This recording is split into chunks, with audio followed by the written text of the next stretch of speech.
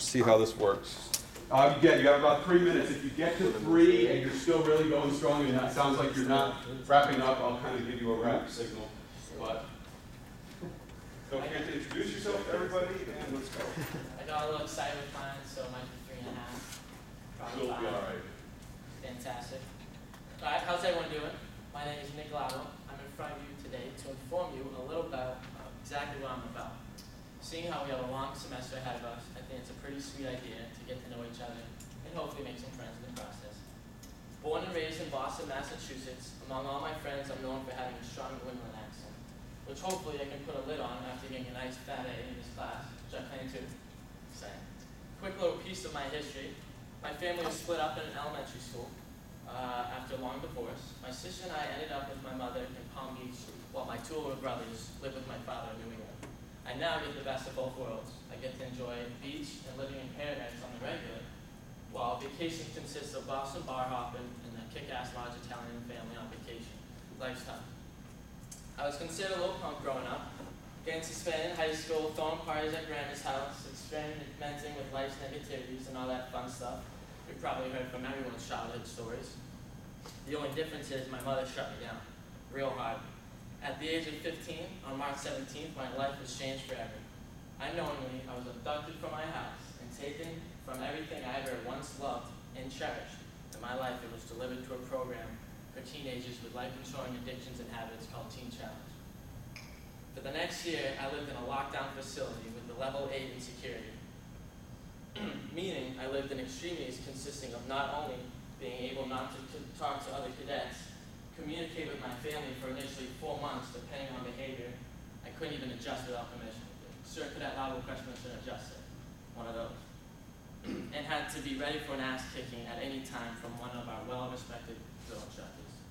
We were entirely isolated from the world. Me, I didn't even know who Lil Wayne was at the time. On good behavior, I was allowed home 1 week for Christmas when I decided to run away.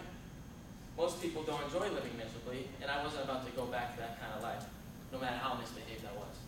Long story short, after appearances on public missing person flyers and Amber Alert, my mother agreed to let me come home, without sending me back. Since then, I've been on my own for the most part, traveling back and forth from Boston while finishing high school online. I've been at Gulf Coast for 2 years now and loving every second of it.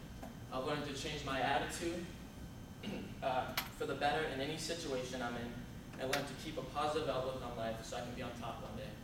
I currently now an event promoter for Production 5, hosting college nights around the city. I brought hundreds of students on trolleys to Loft 59 for the past 2 months every Thursday. Next Thursday actually is Hawaii night. Beach party, we're doing 5 trolleys. You guys should come out, Bar Louie, 10:30 buses leave. It's gonna be a good time. As well as setting up multiple kegger bonfires, having over 400 kids show up, that I'm sure some of you might have partaken in or heard about. Having fun is what I do, and I'm sure is how good I'm doing.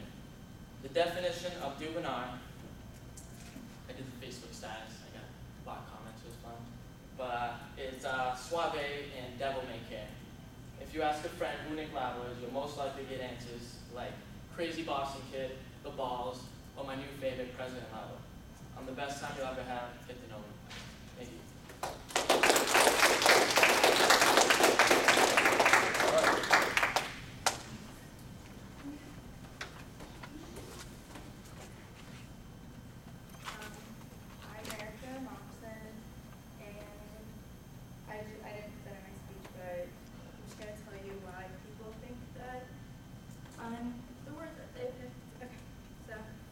Since moving to Fort Myers from my small town of Coral Springs, Florida, I have been introduced to many people with hobbies that would never appeal to me or anyone in my circle of friends at home.